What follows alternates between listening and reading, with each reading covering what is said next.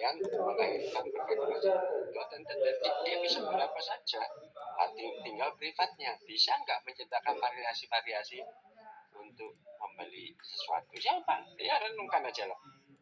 Fungsi mobil lah. Mobil itu lah, kamu beli inovasi ini Paribon ya cukup sih ngantar nongol ya wis nyampe. Tapi kan orang bisa membeli banyak kendaraan yang lebih apa gitu ya, Velfire, wah, kemudian berbagai macam Mercedes-Benz seri E berapa dan sebagainya. Saya renungkan fungsinya sama yang kurang nyaman dan sebagainya. Nah, digarap oleh privat ini beda dengan mobil sebelah, ini beda dan sebagainya. Makanya kita cenderungan di ada negara kaya, orang privat ini kan gimana membangun narasi, gimana membangun meng-create demand. Produsen ini, supply ini meng-create demand, permintaan.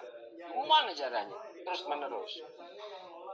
Nah, tapi kalau dia create, ada yang beli kan percuma kan, tidak ada. Makanya cenderung negara kaya. Dan kemudian negara pemerintah nggak ikut-ikut. Beda pada negara yang masih sedang berkembang dan negara miskin. Penting yang namanya ekonomi publik, karena itu peran pemerintah sangat besar di dalam rangka meningkatkan kesejahteraan publik.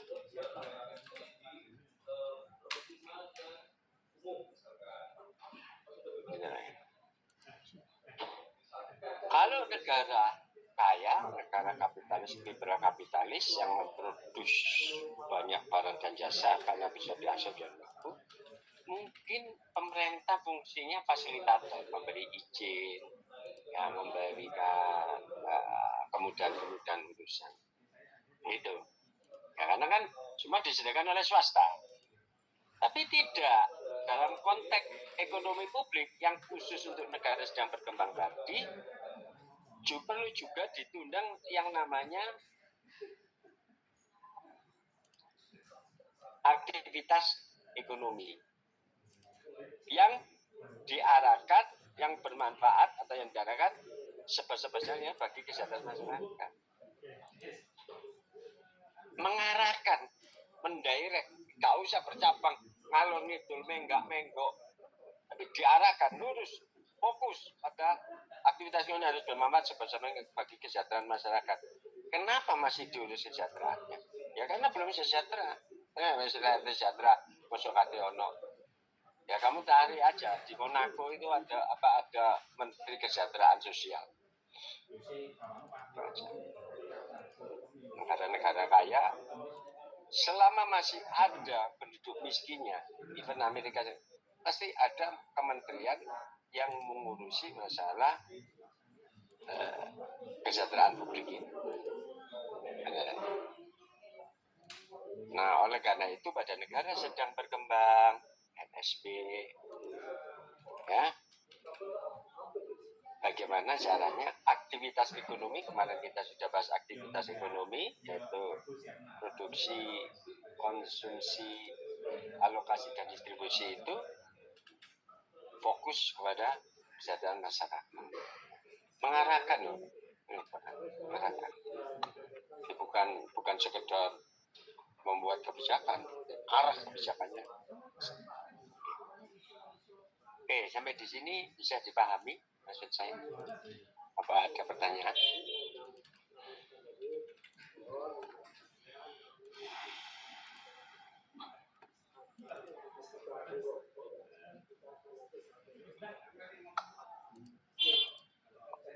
Ada? Baik. Dalam konteks peran apa yang ditampilkan pemerintah di dalam kesejahteraan itu? Yang pertama, peran pemerintah itu sebagai pengarah. Apa yang diarahkan? Bisnis yang pertama adalah bisnis apa saja yang perlu dilindungi. Loh, maksudnya gimana, Pak? Ya. Kata dilindungi itu biar tidak dikuasai sepenuhnya oleh swasta. Kan swasta itu mencari yang perlu dilindungi. Kalau enggak kan tergerus dimakan oleh swasta. Ya. Perlu dilindungi. Contohnya apa, Pak Eko? Ya UMKM misalnya. Ya.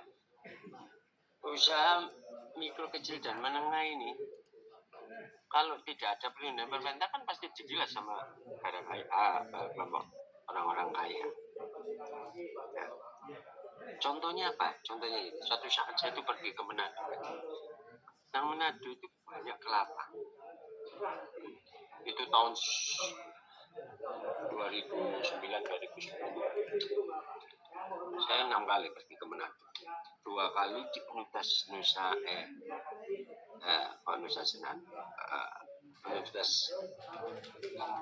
Manado itu Cendana. Samratulangi. Betul. NTT ya, Nusa Cendana itu. Saya juga pernah ke sana. Ke Samratulangi. Waktu saya masih jalan di sana itu banyak kelapa. Kalau dijual kelapanya aja kan ya sebegitu. Ini gimana kelapa ini diolah, kemudian lahirnya nata de coco. Nata de coco di sana itu awalnya adalah jadi usaha rakyat. Tapi begitu tahu potensinya besar, bahan bakunya besar, masuk ABC, Indofood, kan gitu ya, memproduksi nata de coco. Kira-kira UMKM-nya kolap nggak? Kolap. Karena apa? Mereka pabrikan, harga bisa lebih murah. Benar.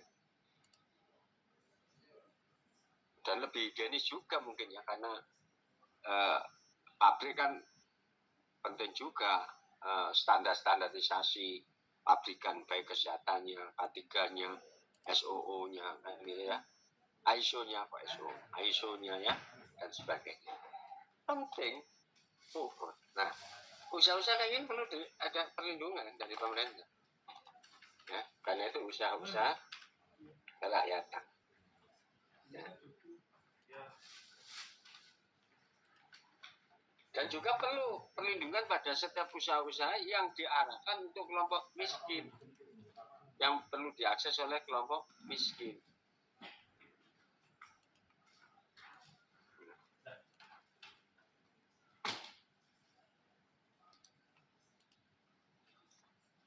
Kenapa begitu, Pak? Ya karena kan produk itu yang bisa diakses kelompok miskin, kelompok yang berpenghasilan rendah. Kalau kemudian itu dibunuh oleh industri besar, kelompok besar, ya kemudian terjadi yang namanya monopoli, gimana? Ya. Makanya saya di Undang-Undang Mineral itu saya masih kurang nyaman dengan penguasaan air oleh swasta. Yo air, aqua, ya produk-produk minuman air itu ya. Bayang segelas aqua itu berapa? Terus satu botol apa? Internal ya, itu berapa? Ya, ngombe banyu putih nang kebonku ngono sampai kelempokan ada toko sumber, Pak. Bayar ya. Kan gitu ya. Gratis. Enggak. Nah, ini kalau dikuasai oleh konglomerasi gimana? Ya. Air kan lebih mahal. Sampai kalau beli di mana itu? Restoran besar ya, Clio hijau, botol hijau itu yang isi 600 ya. 600 mili. Gak sampai 1 liter. 30.000. Bensin berapa? Turbo. Turbo tidak saya kira. Pertama turbo. 13.000 berapa gitu ya. Bayangin, kamu tukang Gojek 13.000 itu bisa menghasilkan sekian rupiah. Nah, kamu kalau minum air 30.000 sekali teguk menutup. Dan apa itu dikuasai kelompok-kelompok itu? Enggak. Nah, ya. Jadi ini juga perlu dilindungi mestinya terhadap usaha atau bisnis-bisnis yang berbasis pada kekayaan alam, mineral dan sebagainya. Kalau enggak ya, wah, pemerintah sebagai pengarah mestinya ya mampu ya UMKM itu seberapa besar gitu ya.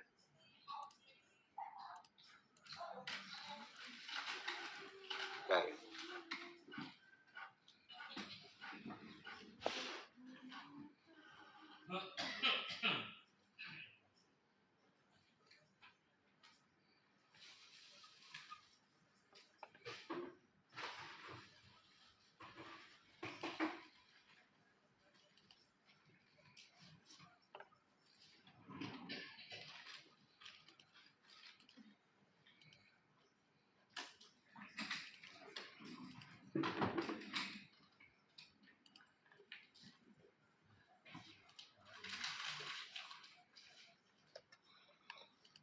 Oke, baik. Jadi itu salah satu contoh. Masih banyak lagi di dunia industri dan sebagainya. Pemerintah itu mengarahkan, ini jangan dong mengembangkan ini ya, izinnya ya jangan dikeluarkan. Kalau ini memang sudah berkembang di masyarakat gitu. Kalau kamu masuk di sana mati sama masyarakat gitu, dan sebagainya. Nah, dulu kan kayak usaha ini namanya, kalau ada siwalan itu biasanya apa sih yang benih kolang kaling itu sudah masuk industri besar. Itu kan usaha kebun rakyat, terus gimana? Harus diarahkan. Bidang-bidang apa saja yang perlu dibantu oleh negara. Ini termasuk yang tadi ya. Kalau untuk kepentingan kesejahteraan masyarakat banyak dibantu, mestinya. Saya sangat setuju. Pada waktu tidak saya mengagungkan pemerintahan Orde Baru, di zaman Pak Harto itu ada 4 yayasan besar. Yang mana yayasan-yayasan ini mengumpulkan uang untuk fungsinya masing-masing. Dulu ada namanya Yayasan Super Smart. Ini diarahkan untuk beasiswa pendidikan. Kemudian ada Yayasan Amal Bakti Muslim Pancasila. Ini banyak bangun masjid. Bentuknya sama kalau sudah dibantu oleh Yayasan Amal Bakti Muslim Pancasila. Kemudian ada Yayasan Gotong Royong. Nah, Yayasan Gotong Royong ini dipakai untuk dulu yang lola itu mantannya Bambang Triatmojo, istri pertamanya Halimah. Nah, ini dipakai untuk bapak asuh anak asuh. Apa Pak? Dunia usaha. Jadi misalnya dia ngurusi misalnya ini, misalnya Petro, semen, perusahaan-perusahaan besar ya, BPIS itu punya anak asuh, ya, UKM, usaha-usaha kerakyatan misalnya. Kalau di Gresik itu ada kuda, ada bandeng, ada jajanan, oleh-oleh dan sebagainya. Kemudian yang terakhir ada Yayasan Darmais. Ini juga punya aktivitas khusus gitu ya. Nah, 4 ini dulu ciri gotong royong. Ciri Orde Baru. Ya, nah, kalau Darmais ini khususnya di perusahaan-perusahaan besar yang mengelola, memodal dan sebagainya. Nah, sekarang ini karena Pak Prabowo itu bagaimanapun juga pernah jadi mantunya Pak Soeharto ya, suaminya Titi ini ya. Sekarang udah antara ya. Dan entah, cuma kalau dulu agak kurang transparan ya, uangnya dari mana aja ya, kalau Sengaja Super Semar itu dari ABRI ya. Dulu ada ABRI, Akademi Republik Indonesia, ya, bukan TNI. Nah, polisi bergabung di dalamnya. Itu kan ada koperasi. Kalau sekarang kan ada yang kapan hari dikorupsi itu koperasi TNI itu apa namanya? Asabri. Asabri. Sebagian dananya itu dikelola oleh Super Semar untuk berbagai beasiswa. Bahkan banyak itu sekarang guru besar, mungkin beberapa rektor orang-orang lama sangkatan sama saya itu pernah dapat Super Semar ini. Semua dikelola oleh ya dulu. Nah, kembali ke sini, peran pemerintah itu bisnis mana apa saja yang perlu dibantu oleh negara supaya maju bersama, berkembang bersama. Ya. Terus, kemudian bisnis apa saja yang perlu didorong untuk jalan lebih cepat ya, didorong bukan untuk jatuh ya, didorong untuk jatuh enggak. Ya apa saja yang perlu didorong mungkin menggunakan prinsipnya Ki Hajar Dewantara.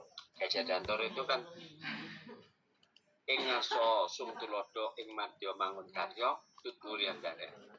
Di depan memberi contoh, di tengah berkarya, di belakang turut mendukung, di belakang mendorong.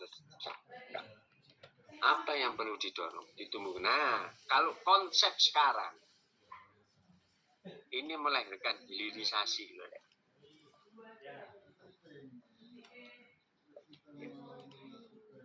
Bisnis yang didorong oleh pemerintah ini ya hilirisasi.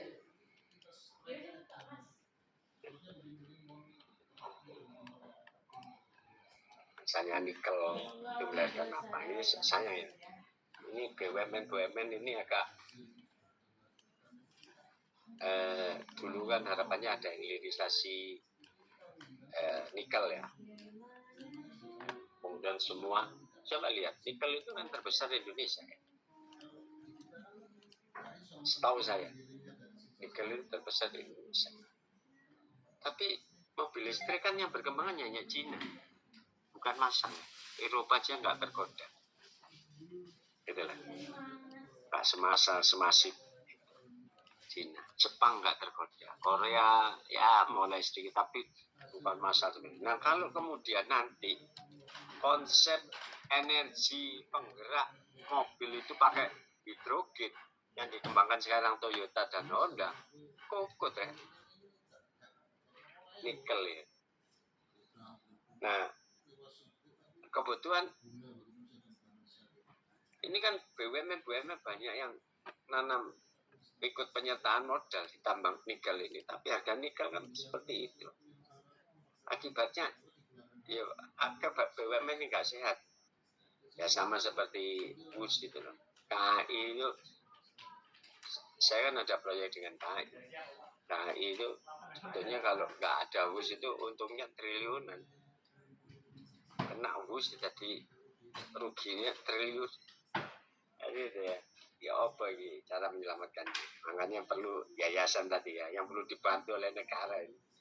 Dan antara harus muncul. Kalau dulu masih ada 4 yayasan itu ya masing-masing punya peran. Ya.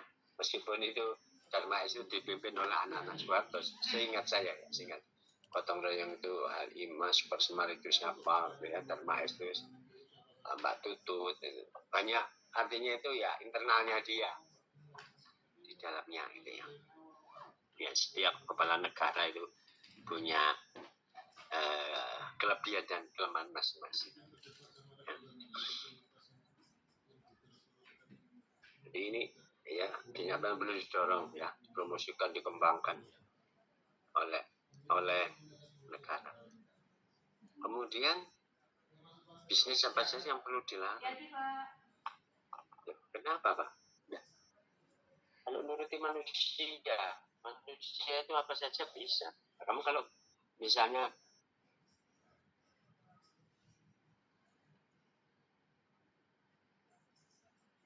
apa itu di Afghanistan itu salah satu produsen kokain meskipun negara muslim. Sebetulnya kokainnya nggak masalah ya, bunga kokain itu yang bunganya itu. Cuma orang Indonesia, bukan orang Indonesia, manusia ini kan aneh-aneh. Padahal itu kan untuk pengobatan. Kamu kalau misalnya mau operasi besar, mau sesar kayak mau bedah jantung kayak mau operasi kan harus dikasih koken supaya mati rasa ya, nggak terasa. Sebetulnya nggak ada kan ciptaan Tuhan itu merugikan, enggak, manusianya aja. Ya. Akhirnya koken dilarang harganya mahal, padahal kepingin mabuk-mabukan. Ganja lebih murah, ganja dilarang, akhirnya cari pilihan lain yang murah dan bisa dibeli tanpa dimarahi atau ditangkap oleh polisi, hanya untuk sekedar mabuk apa? Lem. Iya kan?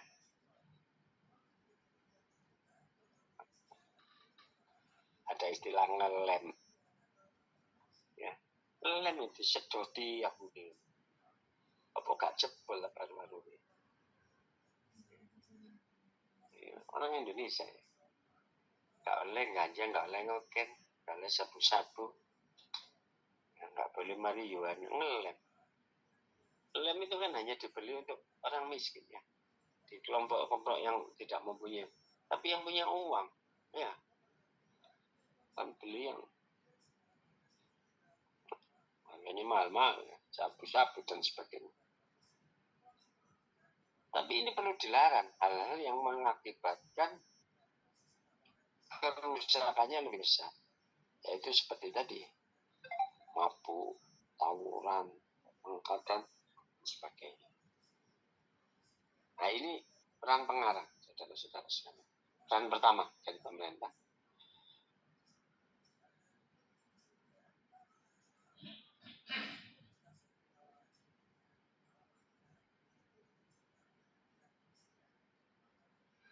Oke.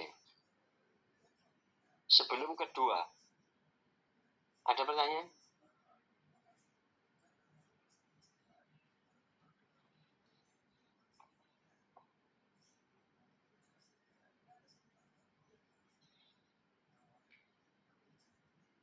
Ya.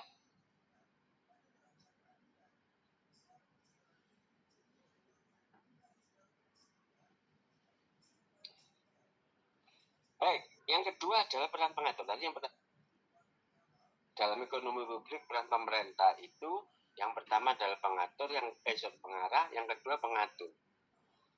Apa yang diatur?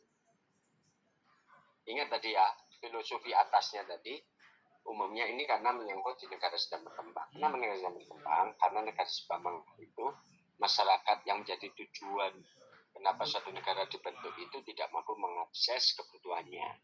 Makanya harus ada campur tangan dari pemerintah. Pemerintah tidak hanya sekedar fasilitasi proses perizinan, pelayanan, tapi juga ikut serta di dalam proses aktivitas ekonominya.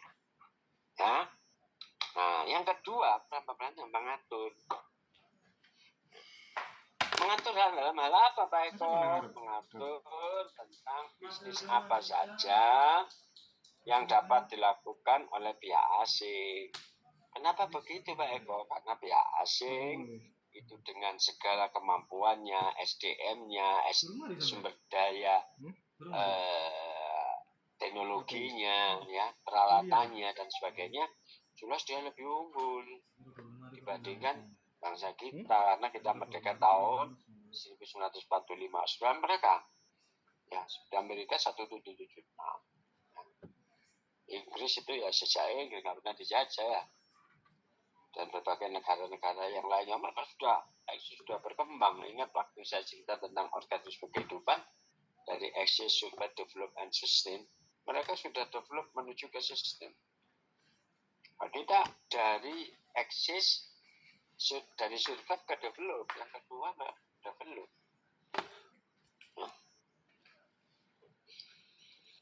Nah, oleh karena itu adanya ketimpangan di dalam pemrosesan pengembangan bisnis, maka harus ada aturan, diatur apa yang boleh dilakukan oleh asing dan apa yang tidak boleh dilakukan oleh asing. Ya.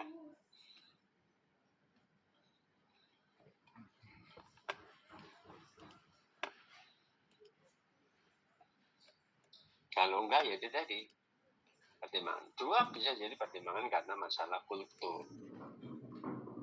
Ya, kultur dari masyarakat itu yang memungkinkan tidak bisa berkembang. Jangan dilibatkan asing atau keterlibatan produk asing. Itu idealismenya ya, di dalam prakteknya ya, cuan yang berkuasa ya, cuan yang berkuasa. Kemudian bisnis apa saja yang boleh untuk UKM dan koperasi loh. Bukannya harus diberi kebebasan juga bisnis apa saja? Nggak bisa. Kenapa begitu Pak? UKM dan koperasi dilihat dari skalanya, dilihat dari bentuk atau asas usahanya, nggak memungkinkan dia bisnis apa saja. Misalnya nih, kalau diizinkan beli apa saja, misalnya di kampung saya ini ada koperasi Budi Mulia, misalnya kumpulan kegiatan koperasi bapak-bapak pensiunan ngomong koperasi. Asasnya kan dari asas kekeluargaan kan, dari kebijakan anggota untuk anggota gitu. Terus minta izin tambah. Sampai nih lho Pak, koperasi tingkat RT kok ngelola tambah. Sampai tuh ini nah, punya ini kan, nggak bisa. Jadi skala, kalau enggak ya dia harus merubah dirinya. Tidak boleh status UKM. Tidak. Tahu Burudi ya? Tahu Burudi. Sekarang ibu ya. Sambal Burudi. Mas. Iku dulu statusnya itu adalah bisnis. Perhatian. Nggak tahu sekarang ya. Dulu itu di kardus-kardusnya itu selalu mendeklar dirinya ini adalah barang titipan dan kita difasilitasi dan usaha kita itu masih dalam skala kecil menengah.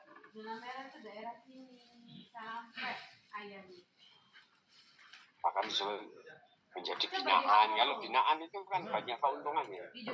Sesuatu yang masih dibina itu kemudahan pajak, keringanan pajak, akses, dukungan, ya, diikutsertakan dalam event-event pameran pemerintah di dalam maupun di luar negeri. Ya, gitu.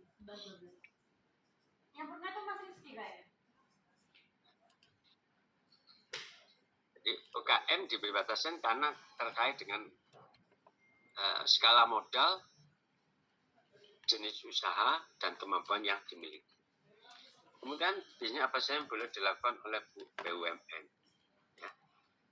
Kalau ini tadi juga sedikit saya beri contoh, ya, BUMN perlu diatur agar nggak semua diurusi. Ya. Dulu satu BUMN itu bisa punya sekian banyak anak perusahaan. Saya ingat di awal-awal Pak Erik itu menutup sekian banyak anak perusahaan yang faktanya itu tidak memberi keuntungan. Namanya badan usaha orientasi profit lokal untung. Sama seperti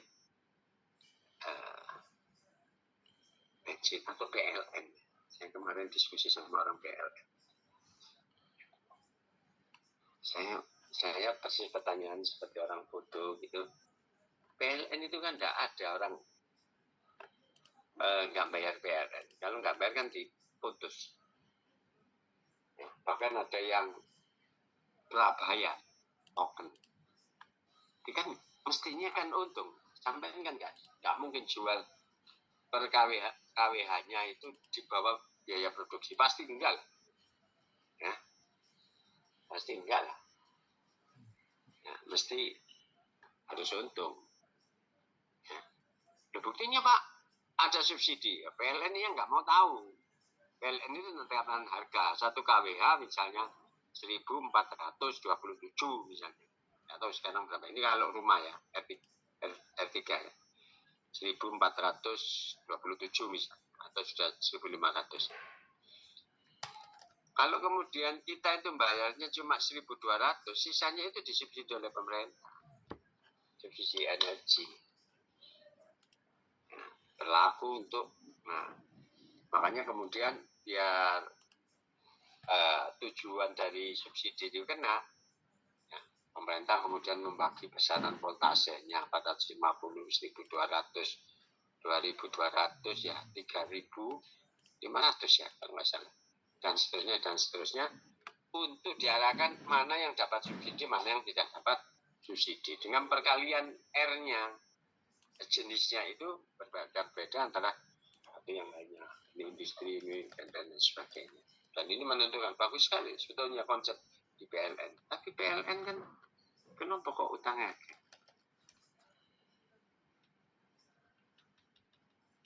Lapanya nggak besar. Kontrakan kayak BBM kita, Pertamina kok rugi, Petronas kok badi. Ya kok gak badi ya, seperti Shell sama BP. Sekarang langka ya. Ini pakai Shell. Hanya sudah tutup. Ya, sudah pasokan sudah dibatasi ya. Itu cara Pertamina sebagai pengatur. Di kota 1 tahun itu sama Pak Halil ya, Menteri Industri dan Perdagangan ya. Sorry kok Pak. Iya betul ya. Oh tambang SDM ya. Apa nih?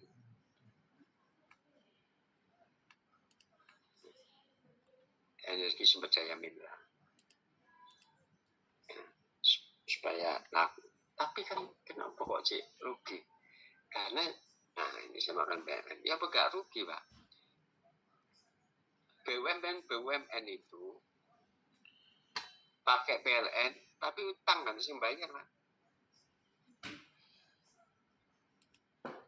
Dia jadi utang karena nggak ada cash flow, uang masuk karena bisnis penunjukan, penugasan terhadap contoh tol, contoh itu ya Pak, Wika itu dulu orang kerja di Wika itu jaminan joki. Kayak katanya sekarang olap gara-gara Bush, salah satunya gara-gara ini tak ngerti apa mestinya ada ya. Jadi berbisnis yang sifatnya spekulatif atau gimana saya nggak tahu ya. Mestinya harusnya kalkulatif. Apa nggak disadari potensi? Menurut saya tetap disadari.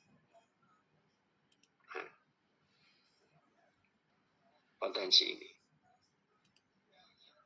Sekarang kamu kalau bisnis, mau bisnis apa yang prospeknya, tanya prospek, tanya kayak AI bisa memetakan nih bisnis ini lebih prospek dan sebagainya.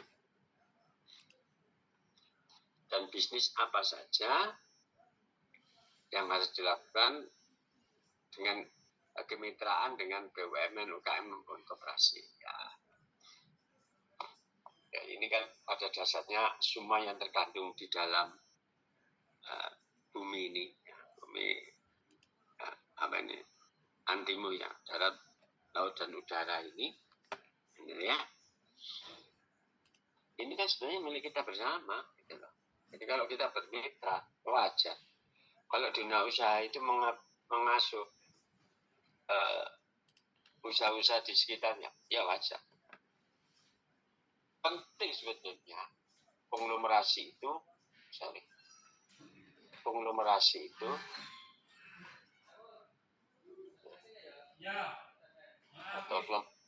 itu memelihara nasabahnya. Dia harus menciptakan orang-orang kaya. Ingat spiritnya privat itu akan hidup dengan baik kalau di lingkungan orang yang punya daya beli tinggi. Gitu kan?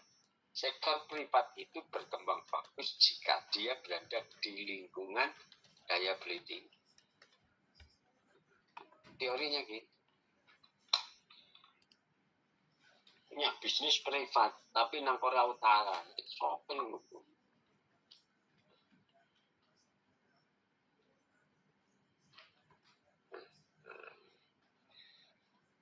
Yang ketiga, yaitu peran pengawas. Makanya kalau saya pernah tanya ini kan di Anies, peran pemerintah dan ekonomi publik itu ada 3: mengatur, mengarahkan, dan mengawasi.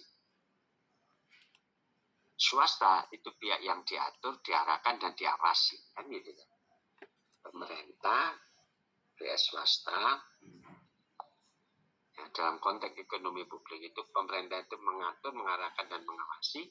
Swasta pihak yang diatur, diarahkan, dan diawasi. Tapi di Indonesia kan jumbo. Kok bisa jumbo, Pak? Kok bisa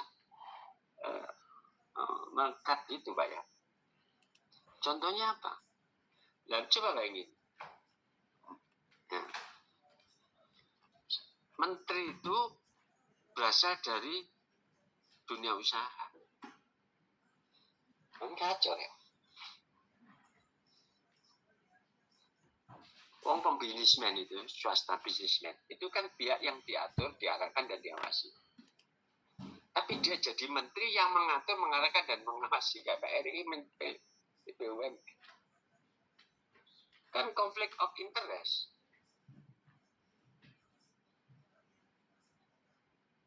Ya kan? Mestinya kan dia memosisikan, kalau saya ini pihak diatur, ya jangan jadi pihak yang mengatur, mengarahkan, dan mengawasi. Kalau saya memilih pihak yang diatur dan ya jangan menjadi orang yang kan gak elok, gak asik, gak bener. Dia ngawasi, tidak boleh ini harus ini, akan ada terbit. Nah, dia tahu lebih dulu kalau dia seorang bisnis dengan segala macam jenis usahanya.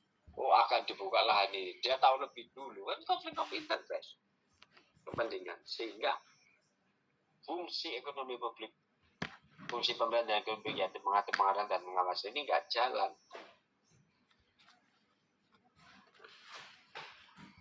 Misalnya ada pengawasan, oh ini harus dibatasi, oh ini harus dikurangi, oh ini dia tahu lebih dulu.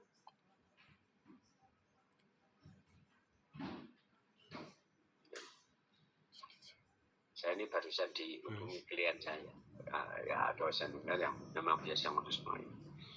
Hanya sama saya, Pak Eko, benar ada nggak MOU dengan Kementerian Koperasi? Oh, belum ada. Kenapa? Karena saya mau bikin peta jalan operasi merah putih, bisnis plan-nya. Saya aja yang biasa ngurus MOU belum tahu, dia sudah tahu. Berarti kan dia punya akses. Akan ada apa gitu. Terus ya apa? Fungsi mengatur, mengarahkan ya. Fungsi mengatur, mengarahkan, dan mengawasi 3M ini. Ini masih merekam di Indonesia. Kenapa kok itu? Enggak ada orang bisa memerankan posisi sebagai pengatur, pengarah, dan pengawas dalam kegiatan. Kayak apa arah sekolah menluar negeri kan gitu kan. Nah, ini kan asiknya di Indonesia.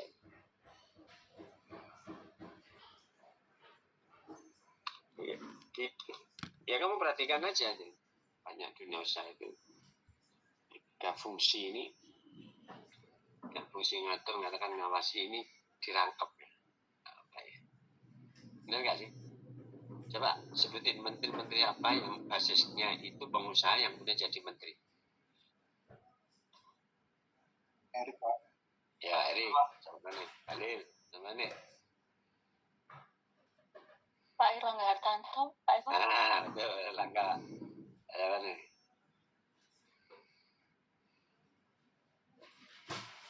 Ayo. Subskripsi Hasan kan dua bisnis.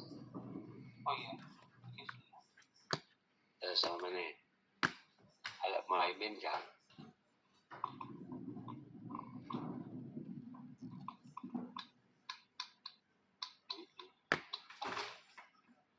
Amran Sulaiman, Pak. Untuk pertanian ya. Kalau nggak salah Pak Wahyu Trenggono. Ya Trenggono. Banyak. Kayaknya semua ya.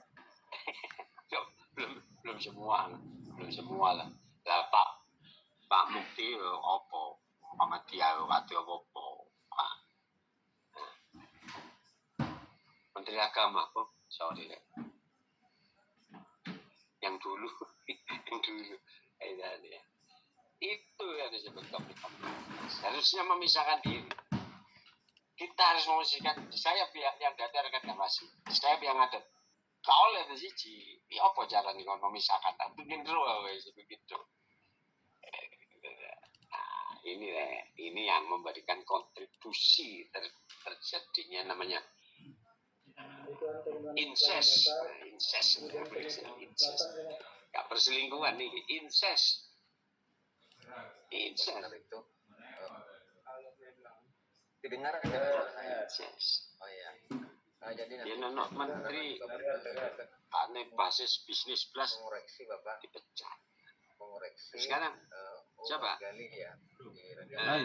Sama Kemendikbud yang sebelumnya pemilih.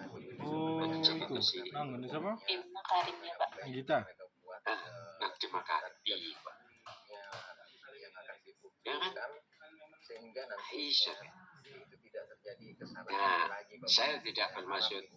Karena Yang membantu kan tentara ya. Kamu itu banyak juga yang kemudian dari situ mulai bisnis setelah jadi menteri. Agus Tanil Arifin, gitu ya.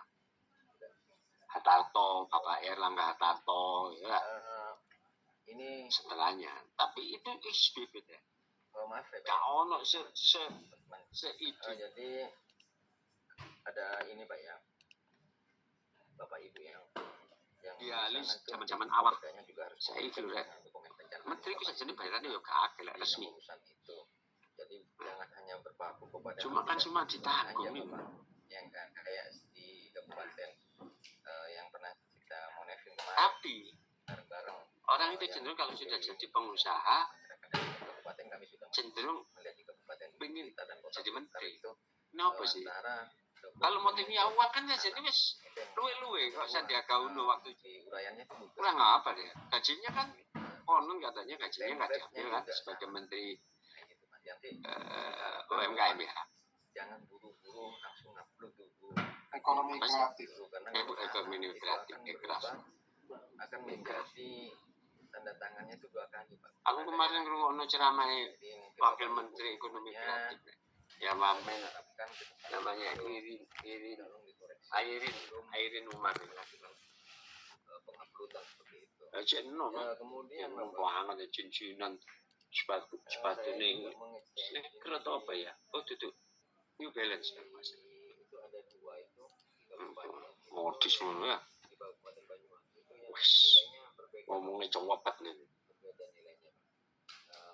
Kadang-kadang Di- ini wong tua nggak itu terutama ikuti ya. dinas Tapi tahu saya cara bekerjanya ya. Bagaimana dia mau menghilirisasi dan mengemas. Prinsip dia itu, ya ini sebenarnya marketing, pas sebenarnya dengan Pak Irwan kata saya, tapi Pak Irwan malah mengkritisi, ngomong kecepatan, Menteri Amen itu tidak menangani forum, aku gak ngikuti, ngomong kecepatan ya. kemudian di bidang Jadi kalau orang marketing kan kurang bagus, ya hebat di dalam, lek dosen itu gak apa-apa, dosen ngomong buat pinter gak, tapi kalau marketing gak cocok, marketing itu harus mampu mentransformasi apa ini arah kita untuk bisa dipahami klien. Karena terlalu cepat nggak bisa.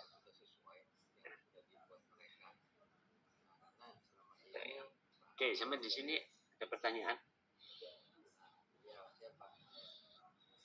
tentang mengatur, mengarahkan dan mengawasi. Iku apa norek? Ya minimal orang kebijakan publik.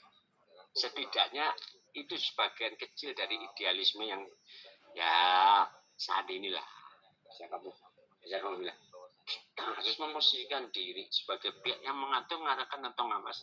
Tapi yang dia tuh mengarahkan dan mengawasi. Wah, sudah sombong. Karena turun di bisnis. Ya. Betul bisnis sekawan ini ngomong. Sementara ini belum punya. Wah, iya kan. Nah, makanya saya itu bisnis saya itu dengan hubungannya mbak kampus. Meskipun saya itu menjabat berkali-kali bisnis saya itu dodol kopi. Kan kawan loh. Kan mahasiswa kan misalnya kecuali kalau saya ini bisnisnya aqua gitu ya, Cleo kan gitu.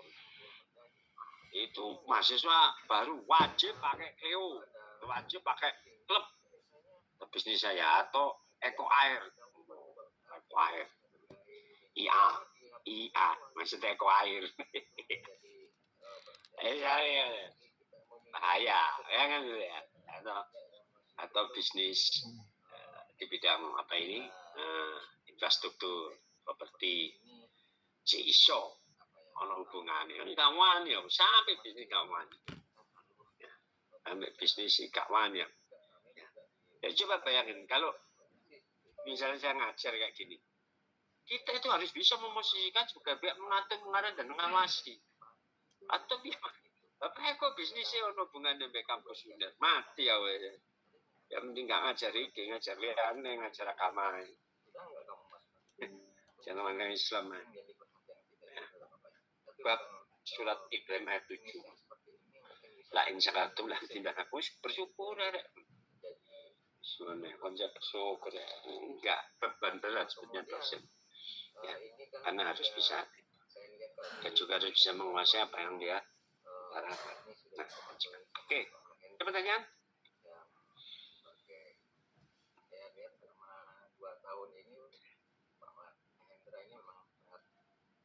Ini karena hubungannya mbak demo, main tapan ya kapok.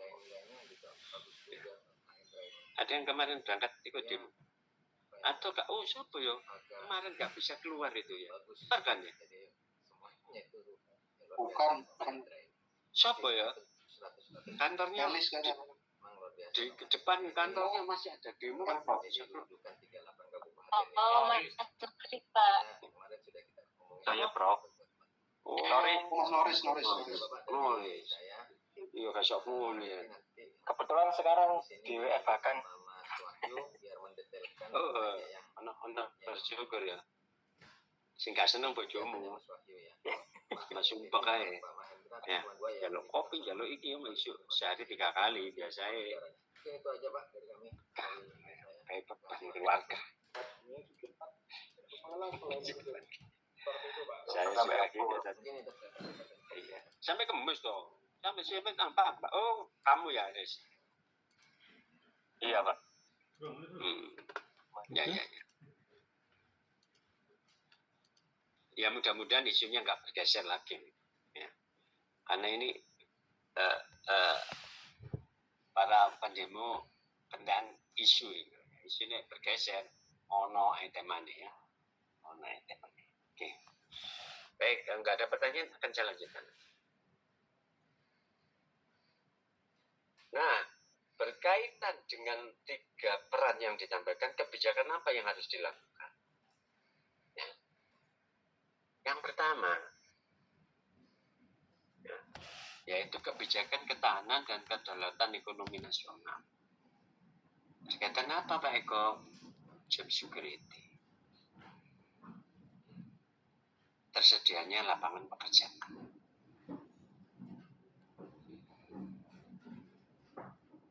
Makanya job security atau ketersediaan lapangan pekerjaan itu dijadikan salah satu indikator keberhasilan sebuah rezim pemerintahan.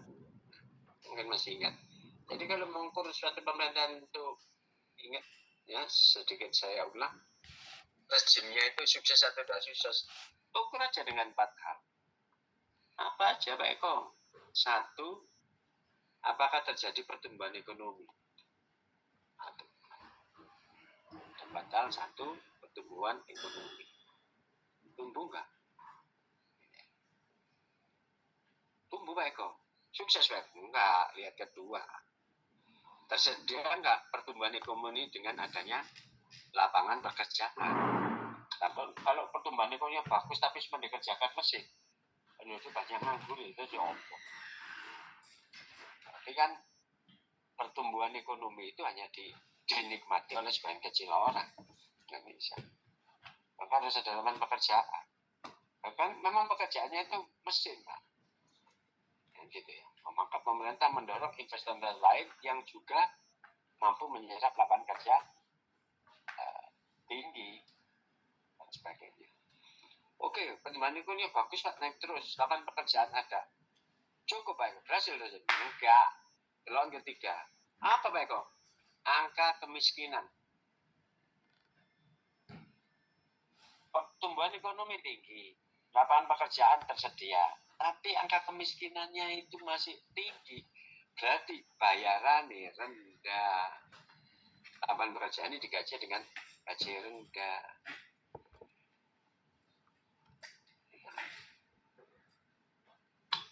Demikian angka kemiskinannya itu. Mungkin turun atau semakin naik. Turun Pak Eko. Pertumbuhan ekonomi tinggi, lapangan pekerjaan tersedia, angka kemiskinan turun. Cukup Pak Eko. Enggak, ulang lagi. Satu lagi. Apa itu Pak Eko? Indeks Gini. Kesenjangan si kaya sama si miskin. Miskin turun. Turun kan bukan berarti bagus. Kalau dulu 30% turun tinggal 29 ya turun. Tapi kan masih 29. Gitu loh. Dulu turun 5% dari berapa? Dari 20 ke 15, masih 15% orang miskinnya. Dilihat angka kemiskinan turun, tapi dilihat kesenjangan antara si kaya dan si miskin. Dilihat, ya. Karena mengacaukan. Kalau di rata-rata pendapatan nasional, kalau indeks Gininya itu terlalu tinggi. Maksudnya gimana Pak Eko? Contoh, misalnya penduduk satu negara isinya 10 orang. 9 orang penghasilannya 1 tahun 100 juta. Tapi yang 1 orang penghasilnya 1 miliar. Kalau di rata-rata kan berarti 1,9 miliar dibagi 10. Rata-rata penghasilannya orang-orang itu adalah 190 juta. Kan jauh dari realita. Karena 1 orang. Itulah.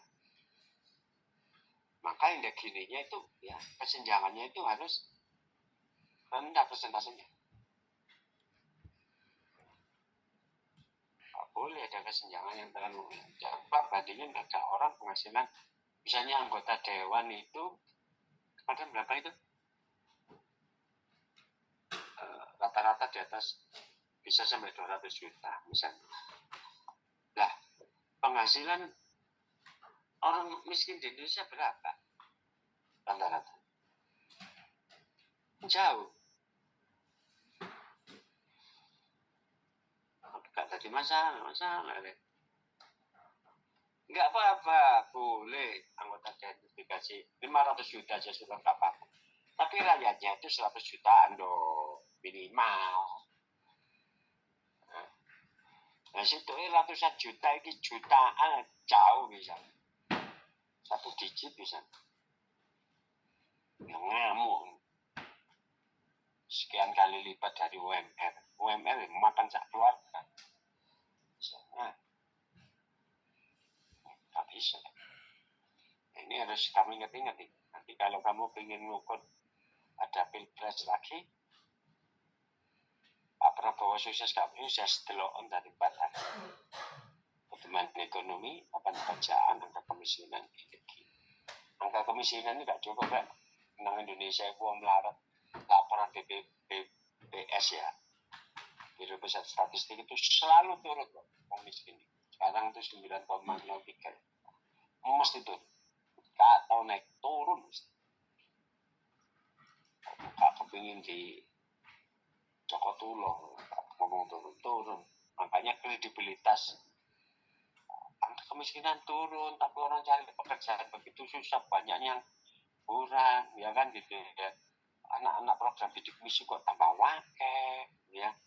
Pengaju apa ini beasiswa pendidikan gitu ya, KIP juga banyak. BPJS yang dibambung kok banyak, ini nggak nyambung. Itu berarti yang pakai nyatet itu selendro. Mungkin yang pakai nyatet juga termasuk kategori orang miskin, ya, akan mencukupi atas datanya. Miskin moral karena memanipulasi dan sebagainya.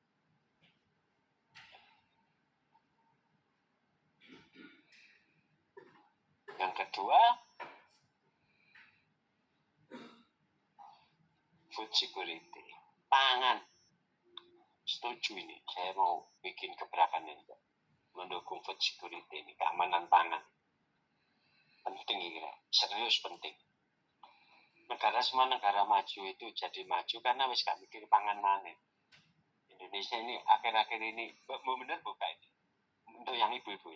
Benar nggak sih sekarang agak langka beras ya atau harganya naik luar biasa di mana Indomaret benar nggak sih naik per 5 kilo itu 90 berapa?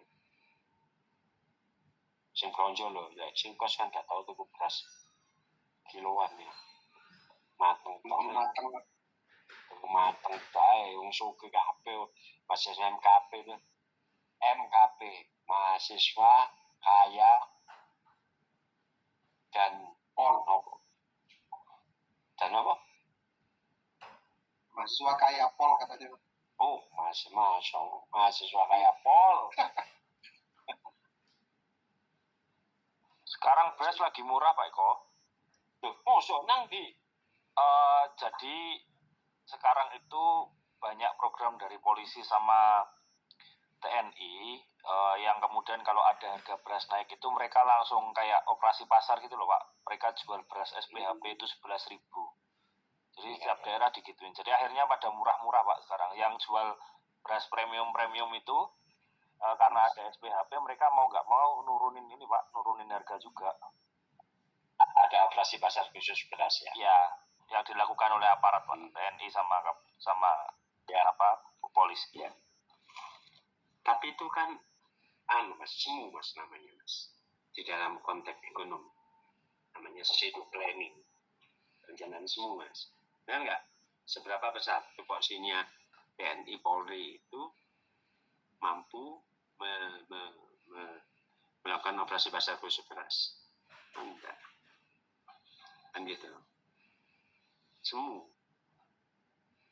Mungkin di awal bagus. Dulu kan di program awal reformasi ada namanya jaring pengaman sosial JPS. Operasi pasar raskin ya, masih ingat nggak? Ras raskin atau ini. Boleh nggak boleh. Tapi ilmu itu harus menjadikan gerakan ketahanan pangan semesta. Itu aja Polri yang jenenge tentara ya. Ini kan sambilan mas. Tentara ngurusi beras kan ngono maksudnya. Polisi sampai ngurusi beras itu kan canggih nemen nih mas. Karena wong kayak sampai ini misalnya dari sampai ini anak petani yo gak film kan dari petani. Apa sampean kan ngomong kono sekolah sing pinter sondo langit. Lah perlu bersemayam di ars misalnya. Asarani ngono nang langit kan. Enggak menjadi petani. Sampai tentara gak ngurusi perang mbek hama, perang mbek tikus. Ini berarti kan semu mas. Yang nggak boleh. Saya aja mau bikin gerakan mahasiswa terlibat dalam program ketahanan pangan. Saking tapi kalau pangan itu menjadi bagian kehidupan kita, produksi kita ya, yang menjanjikan kan. Saya mau tanya Mas Sasha, atau untuk semuanya, pangan itu bisnis beras menjanjikan nggak? Mohon maaf saya ikut menjawab Pak Eko.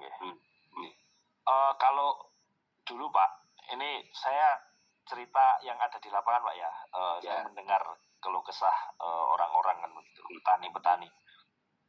Kalau dulu sebelum adanya perintah Presiden Prabowo misalnya gabah harus dibeli 6,5 itu Pak, itu mereka kan naik turun. Maksudnya naik turun itu ada yang kadang di bawahnya 6,5, ada yang kalau pas lagi mahal juga mahal di atas 6,5 kan begitu.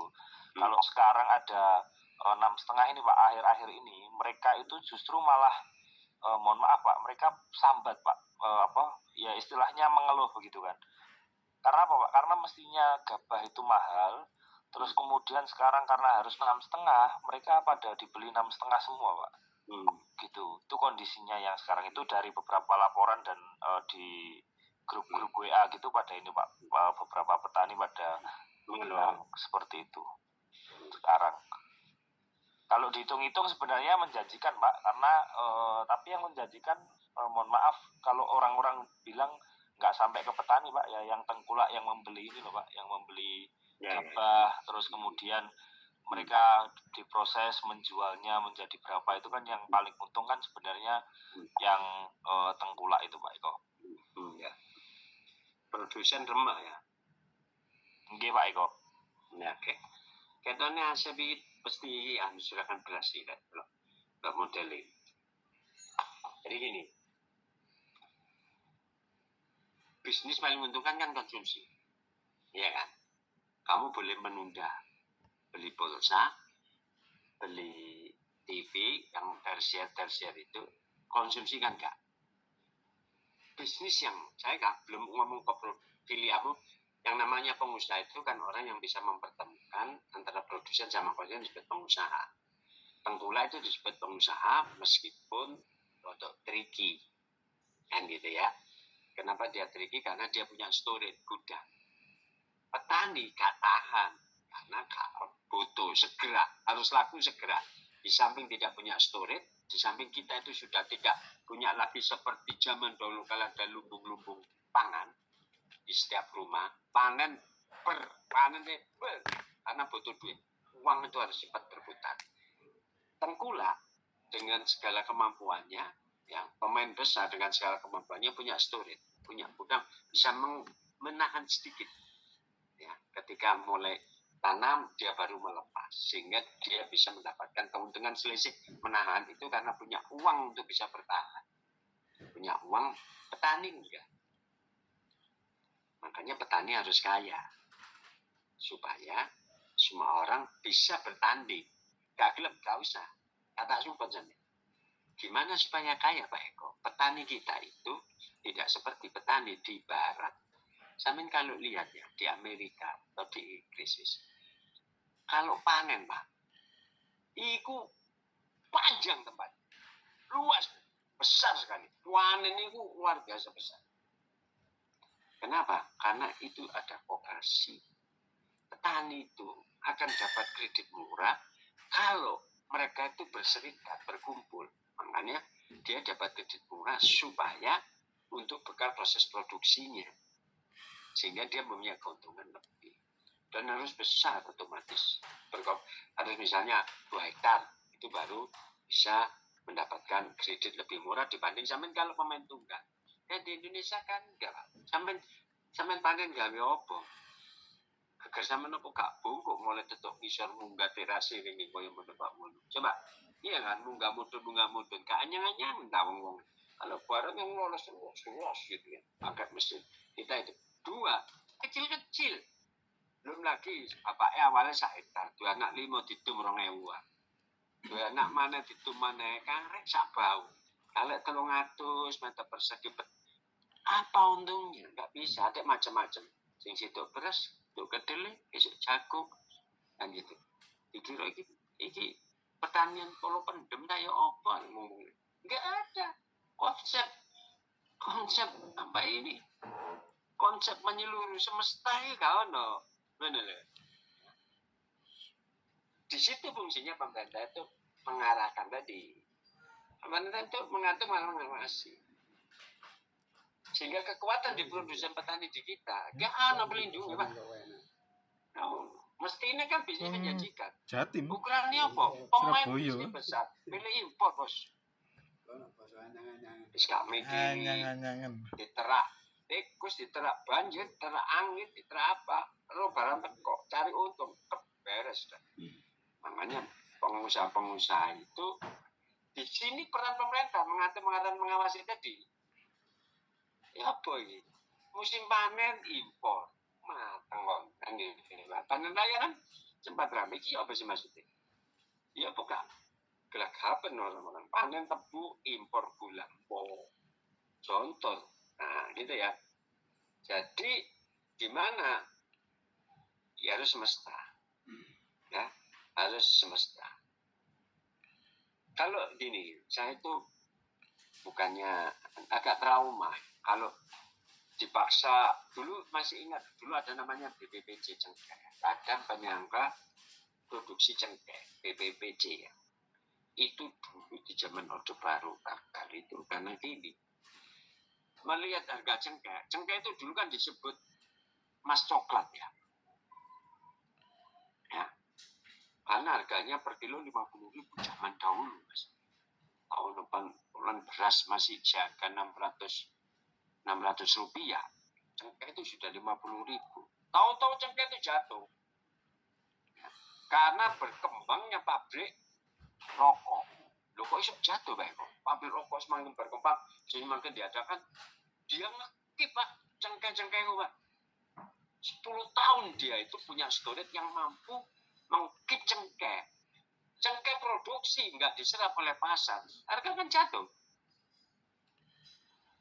Menyadari jatuh dari harga 50.000, 40 turun sampai harga 6.000 berapa, keluarlah kebijakan pemerintah melalui Badan Penyangga Produksi Cengkeh BPPC. Dipimpin oleh Tommy Soeharto, ingat saya. Nanya Pak, diberi privilege oleh negara membeli semua produk cengkeh masyarakat supaya pabrik-pabrik rokok itu nanti mainnya melawannya BPPC cengkeh. Tapi pabrik rokok gak kurang ada. Storage-nya dikuat-kuat, dan dia kan sudah ngegip lama. Jadi barang yang dibeli, nah itu ditetapkan harganya itu 16.000 ya, dengan rendemen ya cengkeh kering ya di atas 5%. Kalau masih 25 itu harganya masih di bawah 8.000 itu, maka harus dikeringkan dulu loh. Nah itu sampai 16.000 lah, daripada 6.000 kan, mending ke 16 kan, masih ada untung lah. Kalau BEP produk sekitar 9 sampai 10.000 misalnya ya, masih untung 6.000 lah. Proses beli. Nah BPPC uangnya dari mana? Kredit dia dari Bukopin, disuplai sama Bukopin, wes pinjemi.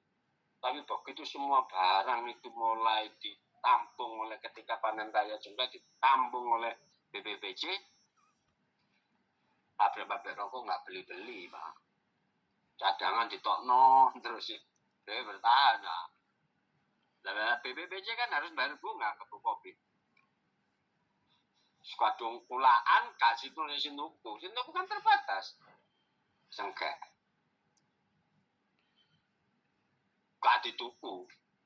Bunga jalan terus. Oh bukan kolap. BPPC kolap lah. Utang numpuk. Akhirnya pemerintah turun tangan. Ya, malah hilang duit. Kelawan bisnis besar, Pak. Susah. Makanya di dalam Pancasila itu ada 3 hal yang tidak boleh dilakukan dalam ekonomi Pancasila. Kita tidak menganut kapitalis, kita tidak menganut ekonomi sosialis, tapi menganut ekonomi Pancasila. Ada 3 hal yang tidak boleh dilakukan dalam aktivitas ekonomi di Indonesia. Apa itu, Pak? 1. Free fight liberalism. Tidak boleh kebebasan usaha plus pajak. Nggak ono, Pak. Lainnya konglomerasi monopoli itu dilarang sebetulnya dalam konsep ekonomi Pancasila. Nggak ada dalam ekonomi Pancasila. Sampai pelajari, sampai lihat, diatur itu. Tidak boleh free trade. Kamu lihat berkuasa tuh mau tukui kabeh, mau kuasai kabeh dari hulu sampai hilir, nggak boleh. Itu free trade liberalism, dilarang di Indonesia. Di Indonesia juga dilarang namanya etatisme. Penguasaan semua itu dikuasai oleh negara. Dan sesuatu nggak berkembang. Indonesia dari negara sosialis. Nggak boleh juga. Dan yang ketiga, di Indonesia itu dalam konvensi nggak boleh ada monopoli. Nggak boleh. Ada monopoli, kokot Indonesia ini. Tapi faktanya, di luar monopoli. Kita nggak boleh free trade liberalism.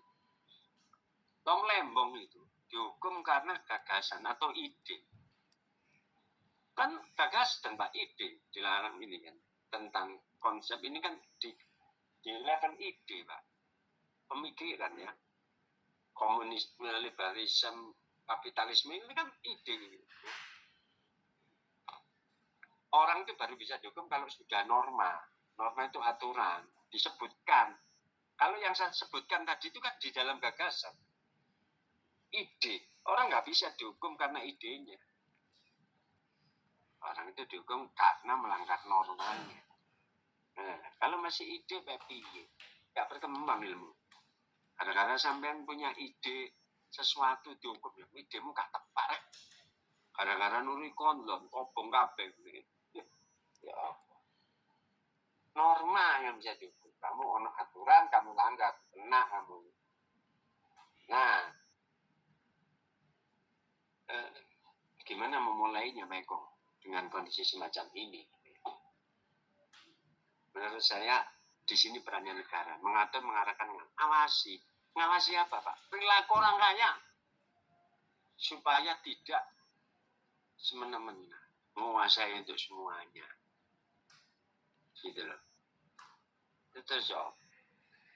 Kalau gitu kan boleh, Pak, kita beli tanah petani boleh, tapi yang garap orang itu kerjakan dia selama 20 tahun, itu pun tanah. Tapi yang menggarap tanah itu pemilik kan sebelumnya bikin aturan tuh itu normal, Pak. 20 tahun wis gak apa-apa. Banyak orang sewa kan. Bagi hasil, jadi boleh diizinkan pembelian. Diatur, Pak. Nah, itu fungsinya dewan. Dewan ini ngatur hal yang gini, membuat norma, mengatur, mengarahkan dan ngawasi jalannya norma itu. Malah joget. Aduh. Ya apa gitu.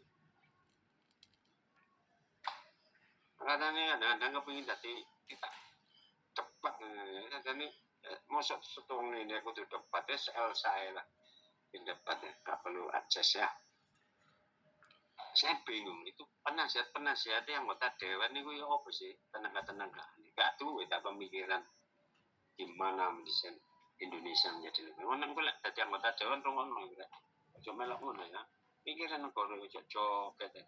Untuk mudah. Dia sih, kos-kosan sedina 3 juta gitu. Kos apa rek, masuk. Kau no. Gitu lah ya. Kos sedina 3 juta gitu lah, hotel Shangri-La.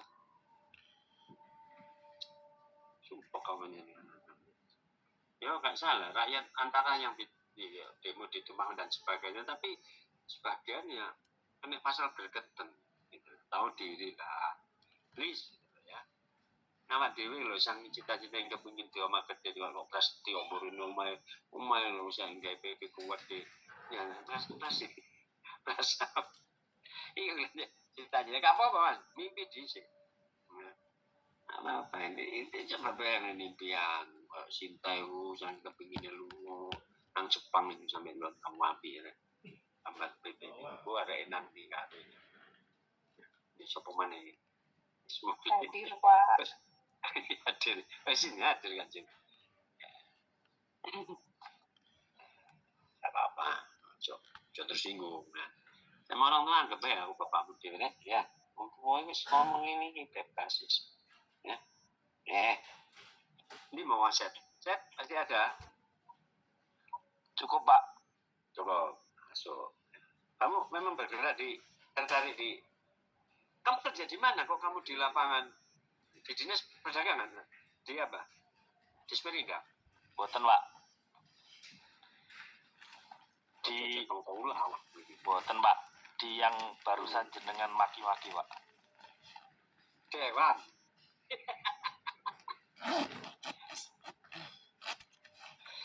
Api. Wes, ini perjuangan sih kon tanah sehati gratis ini nanti kayak no problem. Saya dengarkan dengan baik ini tadi, Pak. Iya, biar kamu nanti jadi trendsetter.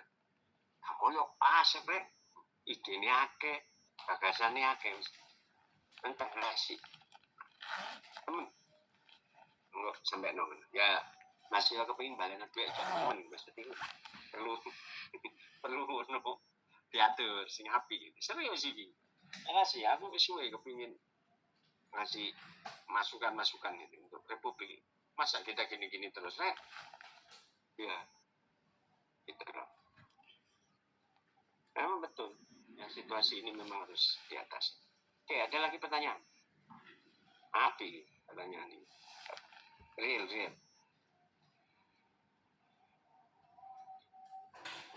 Saya lanjutkan sebentar ya, Api ya.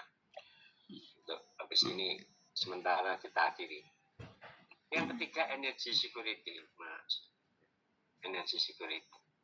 Keamanan bidang energi. Wah, siapa menguasai energi menguasai dunia, Mas kan. Energi apa aja? Energi foil, ya, energi terbarukan, ya, energi terkini, ya. Nanti, ya. Semua orang berebut energi. Kita pergi kemana saja berebut energi. Karena energi itu yang menggerakkan ini semua. Coba bayangin, ya kan? Semua film-film tentang fiksi itu semua bicarakan tentang energi. Yang dicari itu energi. Hidup itu mencari energi. Serius, matahari, teorinya Einstein semua, energi semua, relativitas itu ya, semua energi. Jadi siap. Ya dengan jumlah penduduk yang sekian besar ini, ya dengan jumlah penduduk yang besar ini, kita harus aman, mapan di bidang energi security. Ya.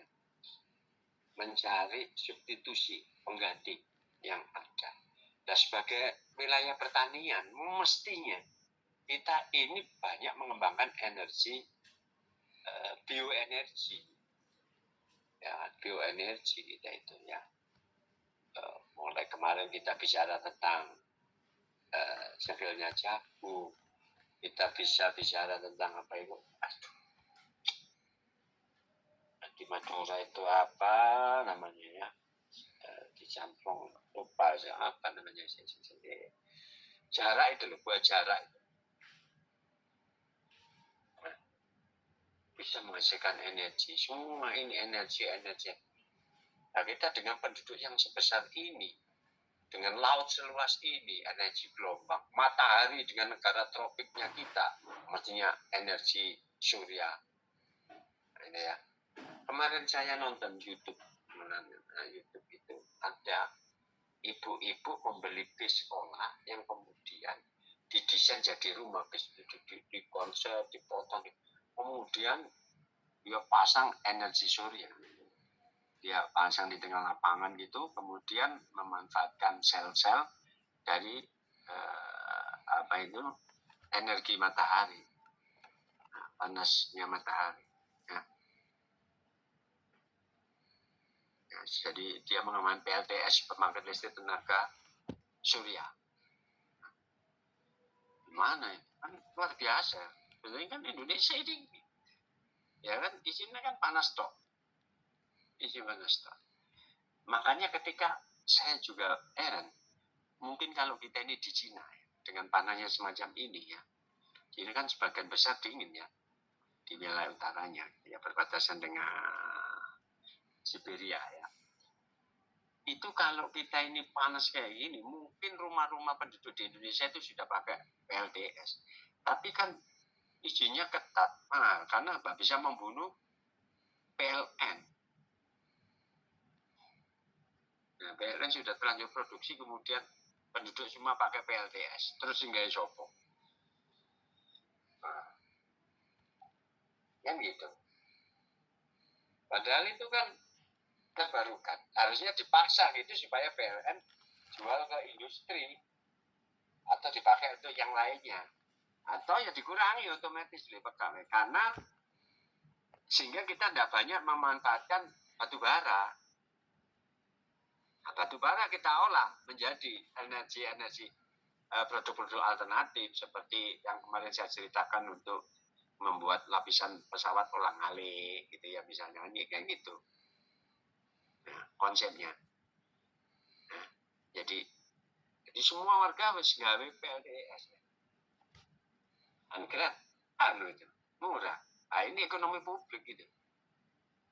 Memperbanyak tersedia barang. Itu kalau di Cina mungkin wes di sini PLTS KB gitu, setiap rumah. Ya. Loh, itu masih mahal, Pak. Makanya produksi panel-panel itu. Kalau di Cina Cina kan konsepnya gimana? Cina itu paradok kemarin saya ceritakan. Berkualitas tapi murah. Murah tapi cepat. Tuh, kan paradok semua. Cepat, murah, berkualitas. Diono, wes. Produk barang ngopo, cepat, murah, berkualitas.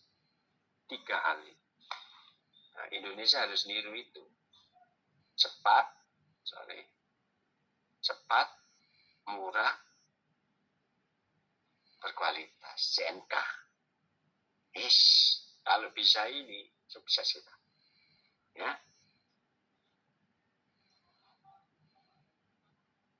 Dan yang terakhir, saudara ini menjaga kedaulatan dan ketahanan ekonomi nasional dari pengaruh negatif ekonomi global. Nah, ini yang akan saya jelaskan insya Allah minggu depan. Mungkin ada pertanyaan?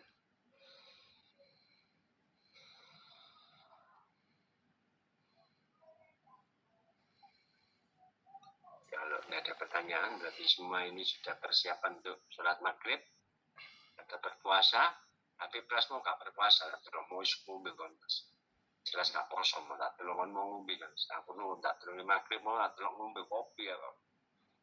Oh, gak nawani aku loh, mestinya Pak, kopi sih Pak. Kalau prasmo ngombe kisih ya. Oke, baik, kalau nggak ada pertanyaan, kelas saya akhiri sementara sampai sekian dulu ya. Sudah maghrib ya. As-sholatu khairum kuliah. Terima kasih banyak, Pak. Sholat kita. Assalamualaikum. Assalamualaikum. Sukses.